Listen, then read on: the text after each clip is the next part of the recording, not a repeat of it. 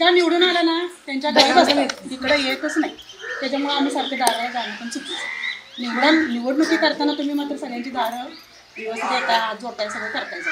आम्ही पण तुम्हाला देतो मत, आम्ही पण नाही म्हणत नाही. आता सगळं तुम्हाला बघावं लागतं. हां, बघावं लागते तुम्हाला. मग त्याचा फायदा तुम्ही आमचा घ्यायचा, ही माझी इच्छा आहे.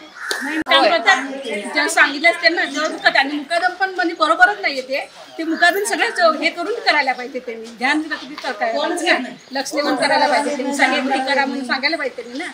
पण ते तसंच असतं. ते 100वर कुत्रे असते, कधी तर गाडी येते तेवढीच थांबती जाते. त्याच्या कुत्र्यांना नेत नाही काय, मोठी मोठी कुत्री झाली. समोर डोंगर दिसतोय, त्या डोंगरामुळं येणारा पै पाहुणा सुद्धा आमचा विचारत राहतो की हे कसला डोंगर आहे म्हणून. प्रदूषण सुद्धा मोठ्या प्रमाणावर, आग लागल्यानंतर जे पाणी एवढं मारलं जातं ते पाण्यानं पुन्हा कचरा कुजून त्याचा आणि पुन्हा दुर्गंध. बरेचसे पेशंट इथं आता दम्याचे वगैरे पॅलेसीचे कॉलनीत भरपूर पेशंट झालेले आहेत.